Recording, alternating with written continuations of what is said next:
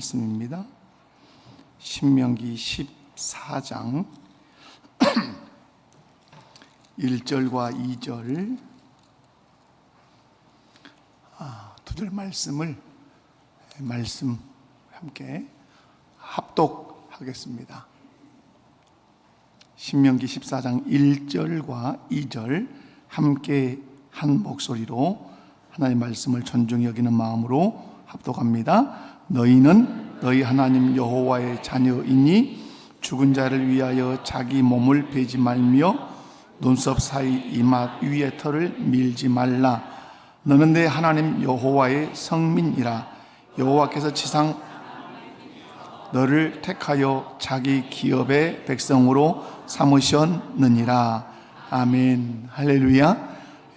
오늘 우리가 함께 살펴볼 신명기 14장 말씀은 이제 3절 이하로 쭉 읽어보면 뭘 먹지 마라, 그죠? 또 너희가 어떻게 이제 해야 된다. 뒤에 가면 11조 이런 말씀이 쭉 이렇게 기록이 됩니다. 언뜻 보기에는 음식 규정 같고 11조에 관한 그 율법의 나열 같이 보이지만 이 말씀 속에는 하나님의 백성으로 부르심을 받은 우리가 어떻게 살아가야 할지를 보여주는 말씀입니다. 구약의 의식법이기 때문에 이미 이 의식법은 우리가 지키지 않아도 될 법입니다. 그럼에도 불구하고 우리가 읽고 묵상해야 되는 이유는 이 의식법 속에 우리를 향한 영적인 교훈들이 풍성하게 담겨 있기 때문에 그렇습니다. 그러므로 주님 오시는 그날까지 철폐된 의식법이지만 이 의식법을 읽으면서 이 안에 들어있는 영적인 교훈들을 찾아서 우리의 신앙과 삶에 적용해 가야 될 줄로 믿습니다. 여러분, 오늘 본문 말씀을 읽어보면 제일 먼저 1절과 2절에서 하나님께서 이스라엘 백성에게 모세를 통해서 던지시는 것이 정체성에 관한 말씀을 하십니다. 여러분, 1절에 이스라엘 백성들의 정체성이 무엇입니까? 여러분, 14장 1절에 이스라엘 백성의 정체성을 뭐라고 말씀하죠? 너희는 너희 하나님 여호와의 자녀다, 이렇게 말씀해요. 2절에서도 말씀하는데 2절에서는 누구라고 말씀하죠? 너는 내 하나님 여호와의 성민이라. 여러분, 정체성이 뭡니까? 어렵지 않습니다. 정체를 밝혀라, 이렇게 말하는. 손들어 정체를 밝혀라. 너는 누구냐? 그러면 대답해야 되죠. 나는 누구다. 이게 정체성이에요. 그러니까 이스라엘 백성들에게 너는 누구냐? 이렇게 물으면 우리는 하나님의 자녀요 여호와의 성민이다, 이렇게 대답하면 그들은 자기가 누구인지 아는 사람이에요. 그러면 여러분에게도 정체성이 반드시 있어야 되겠죠. 여러분 누구십니까? 여러분 누구십니까? 여러분이 나는 누군가, 이걸 정확하게 알아야 우리의 삶의 질서, 목표, 삶의 원리 다 결정돼요. 내가 누구인가가 결정되어야 내가 어떻게 살아야 되는지, 내가 어떤 목표를 가져야 되는지, 어떤 삶의 원리를 가져야 되는지 다 결정돼요. 그래서 여러분, 1절과 2절에서 정체성을 말하고 나서 뒤에 가서 뭘 말하죠? 삶의 원리들을 설명을 쭉 하는 거예요. 사랑하는 성도 여러분, 하나님께서 이스라엘 백성들의 정체성을 하나님의 자녀다, 내 하나님 여호와의 성민이라고 선언하신 중요한 이유가 있겠죠. 이것은 이스라엘이 애굽에서 구원을 받아서 광야 생활을 끝내고 가나안이라고 하는 새로운 환경에 들어가기 전에 확립해야 될 것이 뭡니까? 그들이 누구며 어떻게 살아야 할지를 규정해야 돼요. 그러기 위해서 반드시 점검해 줘야 되는 것이 정체성이라고 하는 것이에요. 여러분, 우리가 예수 그리스도를 구주로 믿어서 구원을 받았습니다. 그럼 구원을 받은 우리가 다시 한번 확립해야 되는 것이 뭡니까? 그것이 나는 누구냐 하는 정체성이에요. 구원받은 내가 누구냐라고 하는 이 정체성이 확립되어야 누구를 섬기고 어떤 목표를 향해 걸어가고 어떤 삶의 원리로 우리가 살아야 하는지가 결정이 된다, 이 말이에요. 근데 오늘 이스라엘 백성들의 정체성을 선언하시는 구체적인 이유들을 한 3가지 정도로 나누어서 설명이 가능해요. 여러분, 오늘 하나님께서는 모세를 통해서 이스라엘 백성들의 정체성을 2가지로 말했죠. 하나는 너희는 하나님의 자녀다, 내 하나님 여호와의 성민이다. 성민이라는 말은 구별된 백성, 거룩한 백성 이런 뜻이잖아요. 하나는 그거죠. 정체성을 이렇게 선언해 주시는 이유는 구별된 삶의 근거를 제시해 주시기 위함이에요. 여러분, 가장 직접적인 이유는 지금 가나안에 들어가면 누가 살고 있죠? 이방 민족이 아주 살고 있죠.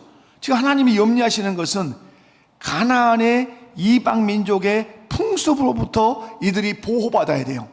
이 풍습이라고 하는 것은 문화란 말이에요. 문화. 이 문화가 미치는 영향력은 어마어마한 것입니다. 1절 후반부를 보면 죽은 자를 위해서 몸을 베거나 눈썹 사이에 머리털을 밀지 마라 이렇게 말합니다. 이것은 뭡니까? 가나안에 들어가면 이런 이방 민족의 풍습이 있을 건데 너희가 그 풍습에 영향을 받지 않을 수 있는 유일한 길은 너희의 정체성을 분명히 하는 것이다. 나는 하나님의 자녀요 하나님의 성민이라는 정체성을 가지면 눈썹을 밀거나 죽은 자를 위해서 몸을 베는 이런 일은 하지 않을 거란 말이에요. 당시 이방 민족들은 슬픔을 표현하기 위해서 그리고 자기들이 섬기는 신의 그 노여움을 달래기 위해서 자해하는 풍습이 있었어요. 피를 막 보인단 말이에요. 그런데 이런 이방 풍습에 물들지 않으려면 나는 저 이방인과 다르다 하는 이 마음이 있어야 되는데 다르다는 이 정체성이 확립되려면 분명하게 하나님 말씀해 주셔야 되는 것이죠. 너희는 내 자녀야. 우리 입장으로 얘기하면 나는 하나님의 자녀야. 그리고 나는 하나님 여호와의 성민이야. 거룩한 백성이야. 라고 하는 이 정체성이 있어야 그것을 멀리하고 그것을 경계하고 그것을 물들지 않으려고 우리가 노력하게 된다는 사실이죠. 사랑하는 성도 여러분, 우리가 주변 문화에 휩쓸리는 경우들이 있어요. 그냥 쑥쑥 빨아들인단 말이에요. 문화라고 하는 것이. 여러분, 우리를 세상이 점령할 때 가장 좋은 게 뭐죠? 여러분, 신상은 지금은 선교사님이라고 부르는지 잘 모르겠지만 제가 문화사역, 저는 청년대학부 때 청년대학부 아이들을 이제 청년대학부 다 했어요. 청년대학부, 중고등부, 유초등부 세 파트를 혼자 다 했어요. 저 혼자 다 할 때 제가 이제 많이 가르쳤던 것이 이제 뉴에이지 운동에 대해서 강의를 많이 해줬어요. 뉴에이지 음악이 무엇인지 이런 거. 그 중에 이제 여러분 우리 아이들에게 이제 가르쳐야 되는 것들이 이제 그런 세상의 문화. 그래서 신상은 선교사라고 하는 분이 책을 썼는데 아주 중요한 책 제목이 있어요. 사탄은 마침내 대중문화를 선택했다. 이 책 읽어보셨습니까? 아주 옛날 책이에요. 사탄은 마침내 대중문화를 선택했다. 우리를 정복하기 위해서 무엇을 붙잡았다는 거죠? 대중문화를 붙잡았다. 대중문화는 뭐죠? 노래, 드라마, 영화, 수없는 문화들이란 말이에요. 그 문화로 우리를 물들이기 시작한다. 자연스럽게. 여러분, 이런 대중문화가 우리 아이들의 심령에 파고들면 무엇이 어렵죠? 믿음 생활이 아주 어렵단 말이에요. 여기에 휩쓸리지 않을 수 있는 유일한 게 하나가 뭐죠? 너는 이다. 정체성을 분명히 하는 거예요. 나는 하나님의 자녀다. 나는 하나님의 성민이다. 그러므로 이런 노래는 내가 부르지 않을 거야. 이런 영화는 내가 보지 않을 거야. 이런 인터넷 프로그램에 이런 게임은 내가 접촉하지 않을 거야. 라고 하는 그 선이 분명해진단 말이에요. 근데 이런 선이 무너지고 이런 담이 무너지는 이유가 뭐냐면 내가 누구인지가 희미해지는 거예요. 나는 하나님의 자녀다. 나는 하나님의 성민이라고 하는 이런 내 정체성이 희미해지니까 이 선도 무너지고 담도 무너져 버리는 것이에요. 오늘 우리가 가져야 할 정체성이 무엇입니까? 우리는 누구다? 우리는 누구다? 또 누구다? 하나님의 성민이다. 이 하나님의 자녀라고 하고 하나님의 백성이라고 하는 이 정체성이 생길 때 하나님의 법도를 지켜야 된다고 하는 내면의 동기가 그때 비로소 발생한다 이 말입니다. 여러분, 이 정체성을 분명히 할 때 우리가 세상에서 어떻게 살아야 할지 태도와 자세가 분명해지죠. 내가 누구인지를 알아야 내가 어떻게 살아야 할지 어떤 태도를 보여야 할지 되지 않겠어요? 여러분, 정체성이 분명할 때 우리는 비로소 세상과 구별될 수 있을 줄로 믿습니다. 오늘 우리 그리스도인들이 세상 속에서 방황하는 이유는 먹을 것이 없어서? 아니죠. 입을 것이 없어서? 아니죠. 어떤 놀 수 있는 어떤 그런 환경이 부족해서 우리가 방황합니까? 그렇지 않아요. 오늘 우리 그리스도인들이 많이 방황하는 중요한 이유는 내가 누구인지를 망각하기 때문에 그래요. 다시 말해서 정체성이 해이해지고 정체성이 흐려지고 정체성을 망각하기 때문에 우리가 세상에서 방황을 하는 거예요. 그러므로 오늘 우리에게 가장 시급한 일이 있다면 그것이 어떤 일이겠습니까? 우리의 정체성을 확립하는 것이에요. 우리 자녀들의 정체성을 확립해 주는 것이에요. 여러분, 그래서 예수님께서도 가장 먼저 제자들에게 마태복음 5장에서 정체성을 부여하신단 말이에요. 너희는 세상의 소금이니, 너희는 세상의 빛이니, 너희는 하나님의 자녀이니. 그래서 예수님께서 가장 먼저 하시는 일이 뭐냐면 정체성을 확인시키는 거예요. 정체성을 부여하는 거예요. 그리고 나서 뭘 말해줍니까? 이렇게 소금이고 빛이고 하나님의 자녀이기 때문에 너희는 이렇게 살아야 돼 하고 삶의 원리를 그대로 주는 것이에요. 오늘 본문에서도 여러분, 하나님의 자녀다, 여호와의 성민이라고 정체성을 던진 이후에 너희는 이런 음식을 먹으면 안 된다, 삶의 원리를 제시하시는 거예요. 그러므로 오늘 우리 자녀들을 앉혀놓고 또 우리 스스로가 하나님 말씀 앞에서 확립하고 정립해야 되는 것이 있다면 나는 누구인가에 대한 질문하는 거예요. 나는 누구인가? 우리 스스로에게 물어봐야 되지 않겠어요? 나는 누구인가? 한번 옆에 분들 한번 눈을 똑바로 쳐다보고 한번 물어봐요. 당신은 누구십니까? 여러분, 실상은 성경에 싸움이 있다면 무슨 싸움이겠어요? 정체성의 싸움이에요. 정체성의 싸움. 언제 이스라엘 백성이 무너져 버립니까? 정체성. 나는 하나님의 자녀고 하나님의 성민이라고 정체성이 무너질 때 우상이 지배하고 세상 문화가 그들을 지배해서 국가가 망해버리는 거예요. 그런데 언제 이스라엘이 강국이 되고 세상 속에서 그 손바닥만한 나라가 세상을 막 지배합니까? 정체성이 뚜렷한 거예요. 우리는 하나님의 자녀고 우리는 하나님의 선민이고 하나님이 우리를 거룩하게 구별하신 성민이라고 하는 이 정체성이 뚜렷할 때는 여호와를 경외하고 그분의 법도를 붙들고 살고, 그리고 자기들의 인생의 목표, 자기 국가의 목표를 선명하게 하면서 걸어간단 말이에요. 여러분, 오늘 우리의 싸움은 정체성의 싸움이에요. 나는 누구인가? 나는 누구인가? 여러분, 오늘 낮에도 그런 설명을 했지만 내가 나의 정체성을 내가 부여할 수 없어요. 세상은 내가 내 정체성을 부여해요. 그러나 그리스도인의 정체성 부여는 내가 하지 않아요. 아버지가 해주지 않아요. 어머니가 해주지 않아요. 누가 해주는 것이 가장 정확한 정체성이에요? 성경이 말하는 나, 성경을 통해서 하나님 말씀하시는 나가 진짜 나예요. 아멘이십니까? 그래서 성경을 읽으면서 성경이 나를 누구라고 말하는지, 성경이 나의 정체성을 무엇이라고 확고하게 선언하시는지를 읽고 아멘하고 나는 이다 해야 돼요. 나는 하나님의 자녀이다. 나는 하나님의 성민이다. 나는 하나님의 선민이다. 그러므로 나는 이렇게 살 거야 라고 하는 결론에 우리가 도달해야 예수님이 말씀하시는 세상의 소금, 세상의 빛, 그리스도의 향기가 될 수 있을 줄로 믿습니다.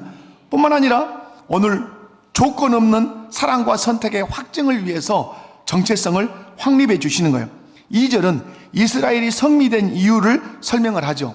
2절 말씀 보면 여호와께서 지상 만민 중에서 너를 어떻게 해서 택하여 자기 기업의 백성으로 삼으셨습니다. 여러분, 이스라엘이 하나님의 기업이 되고 백성이 된 이유는 이스라엘 백성들이 자기가 뛰어나서 선택받은 게 아니죠. 여러분, 아브라함을 볼 때 아브라함이 손을 들고 여호와여 나를 선택해 주시옵소서 하고 저 갈대아 우르에서 손을 들었습니까? 그런 적 없어요. 하나님이 일방적으로 선택해서 그를 불가항력적으로 끌고 오시는 거예요. 그래서 갈대아 우르에서 어디로 가죠? 가나안으로 가요. 내가 의와 공도를 행하게 하려고 너를 갈대아 우르에서 이 가나안 땅으로 너를 불렀다. 그리고 이 가나안 땅을 너희 후손들에게 내가 줄 거다. 그리고 여러분, 야곱이 70명을 이끌고 어디로 갑니까? 애굽으로 가죠. 애굽으로 가죠. 애굽으로 가서 430년을 종살이를 합니다. 그런데 하나님께서 그들을 이끌어내시면서 여러 말씀을 해요. 너희는 내 군대다. 그러나 큰 틀에서는 누구라 말씀하죠? 너희는 노예가 아니야. 430년 동안 노예로 종살이를 해서 너희가 노예 근성이 뼛속 깊이 새겨져 있다 할지라도 지금까지 나는 너희를 한 번도 노예라고 하나님 인정했다, 인정하지 않았다? 인정도 안 했고 불러본 적도 없어요. 하나님은 내 백성이다 말씀한단 말이에요. 하나님이 야곱의 가족 70명을 애굽에다 갖다 어떤 거요? 심어 놓으신 거예요. 그게 문병호 교수 모셔서 그럼 왜 종살이를 430년 시켰냐? 라고 할 때 답이 뭡니까? 답이? 혹시 기억하십니까? 왜 좀 정상적인 삶을 살게 하지 왜 종살이를 430년 동안 했냐 이 말이에요. 종살이 해야 전쟁터에 나가서 죽지 않고 번성할 수 있다 이 말이에요. 종살이 하지 않으면 그 애굽이 당시에 세계를 제패하는 제국이니까 얼마나 전쟁을 많이 하겠어요. 그리고 여러분, 그래서 전쟁을 많이 하면 중다하게 생각하지 못하죠. 그래서 전쟁에 끌려가지 않도록 종살이에서 많이 번성한 거죠. 그런데 하나님은 그 애굽에서 종살이한 그들을 누구라고 말하죠? 자기 기업, 자기 백성, 이유 내가 택했다 이 말이에요. 사랑하는 성도 여러분, 분명한 것은 전적인 은혜로 이스라엘이 택함을 받은 줄로 믿습니다. 여기서 여러분 자녀라고 하는 호칭이 있어요. 1절에 자녀라는 호칭은 어떤 의미를 가지죠? 1차적으로는 여러분 유업이었어요. 유업. 그러니까 여러분 늘 말씀드리지만 성경에서 자녀 나오면 떠오르는 단어가 뭐야 돼요? 유업이에요. 유업. 그러니까 여자분들이 불만이 있단 말이에요.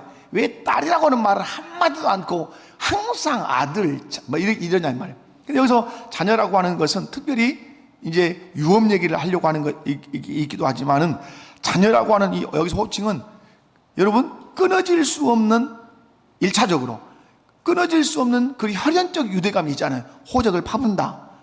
여러분 그런 부모도 있다고는 합디다. 그런 부모들이 얼마나 많겠어요?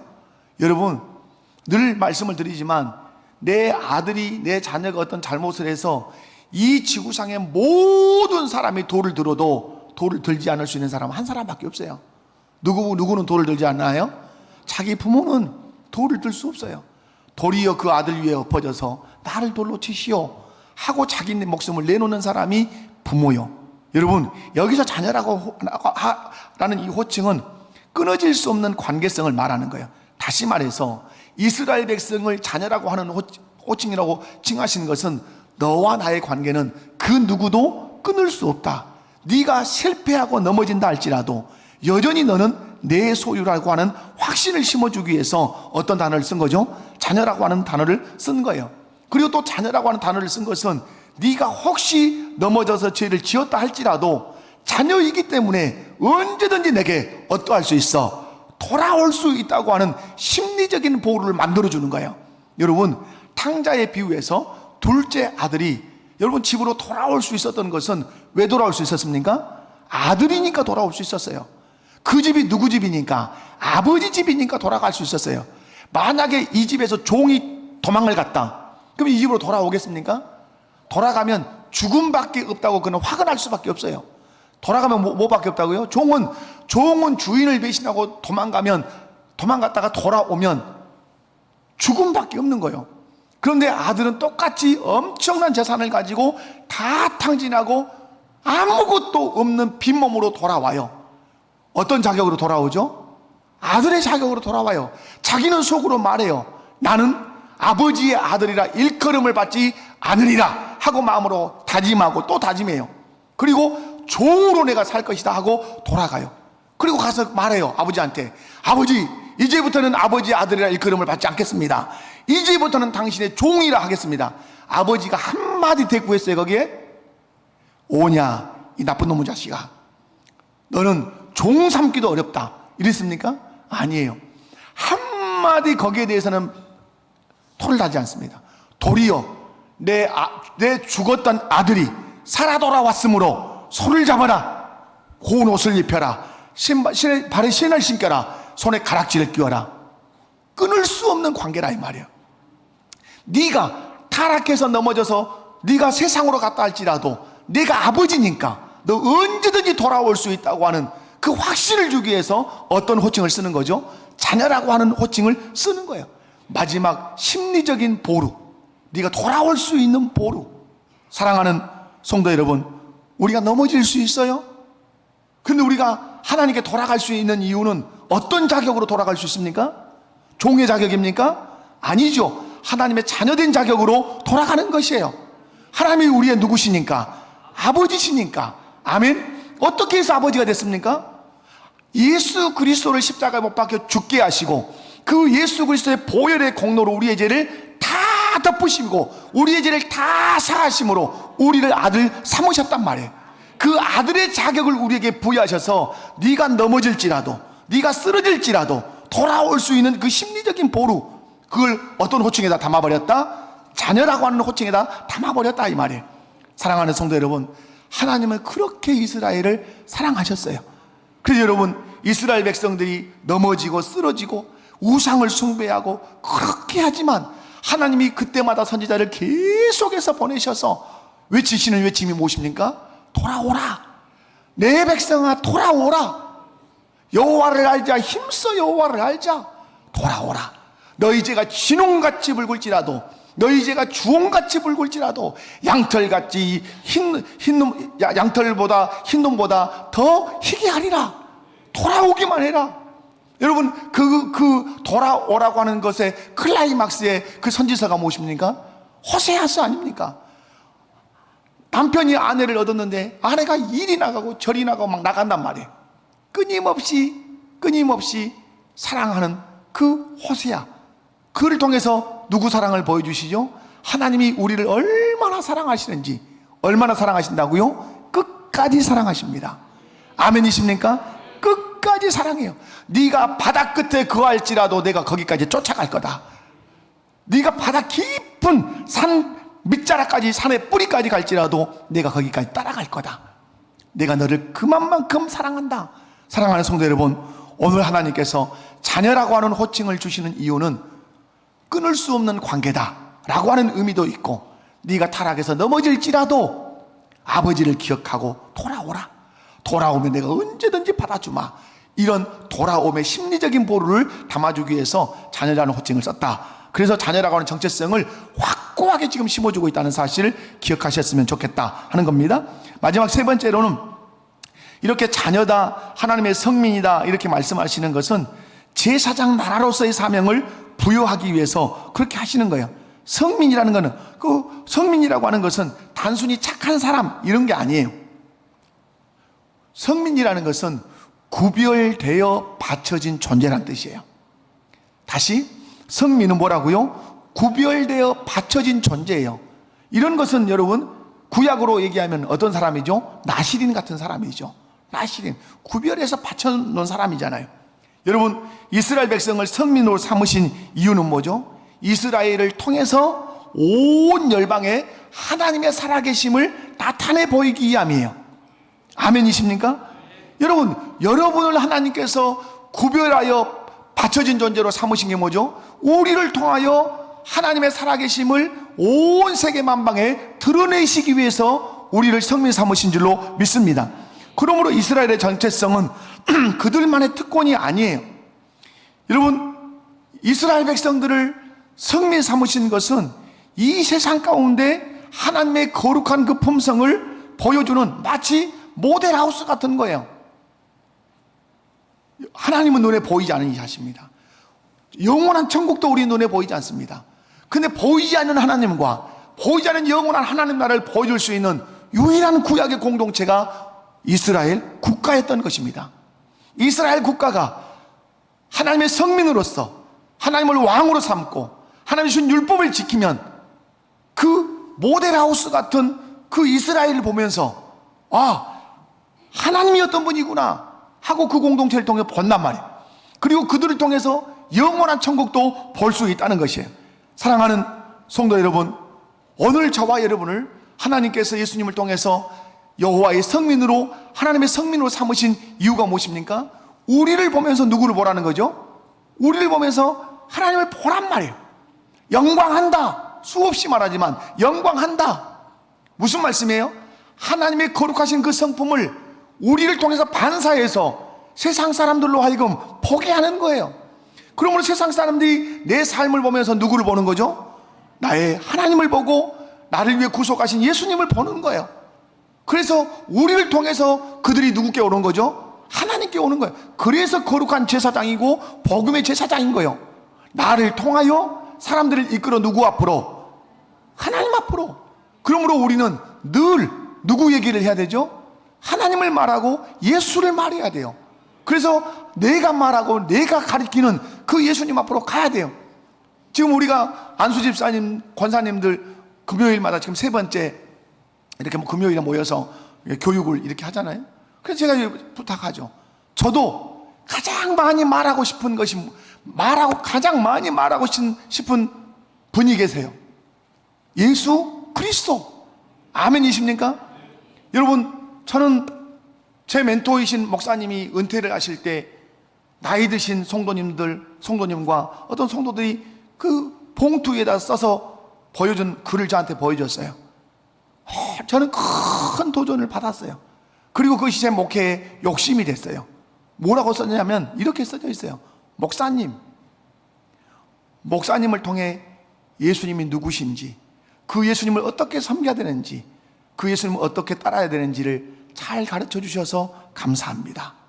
그런 글이 다수단 말이에요.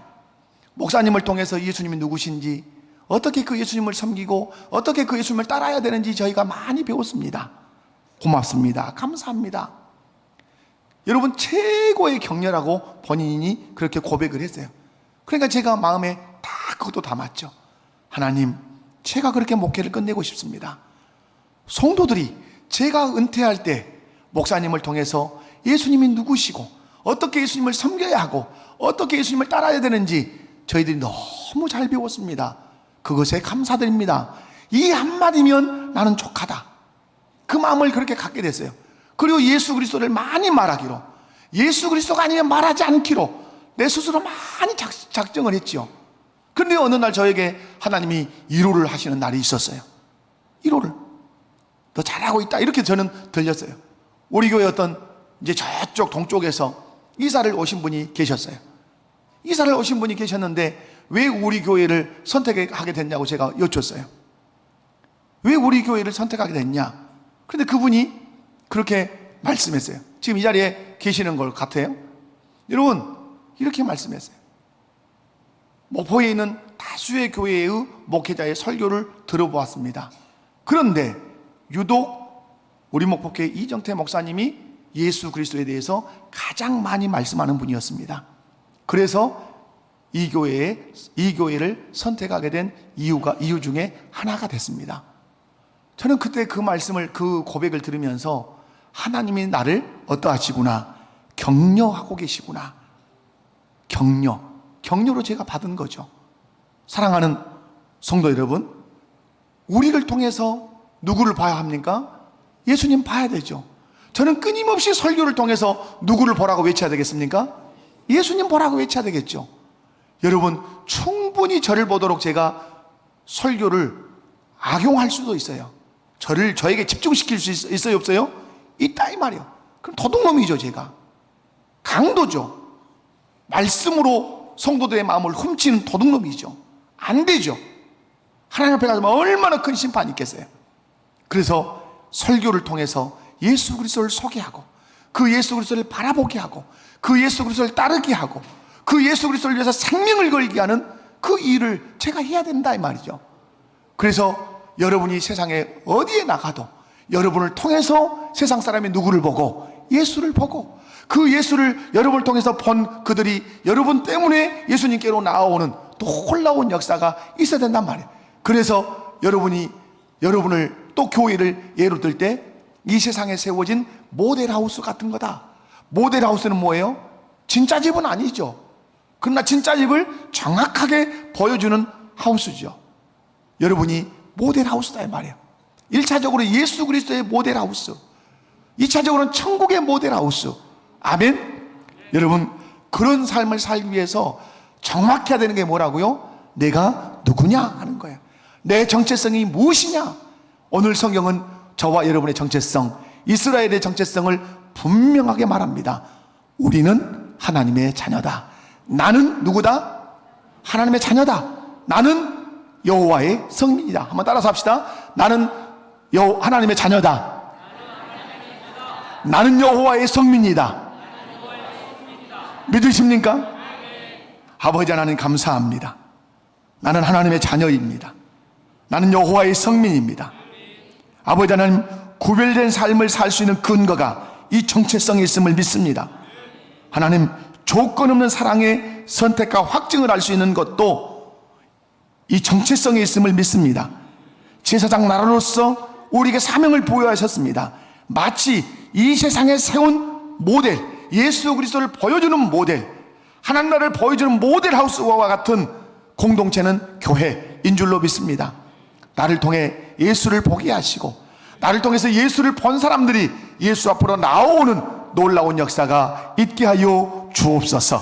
이 정체성의 확고함을 다시 한번 갖게 하시고, 우리 자녀들에게도 너는 하나님의 자녀다, 너는 여호와의 성민이다, 그러므로 구별된 삶을 살아야 된다고 가르쳐내는 우리 가정, 교회, 학교 되게 하여 주옵소서. 그렇게 할 수 있도록 성령님 우리의 심령에 은혜를 공급하여 주시옵소서.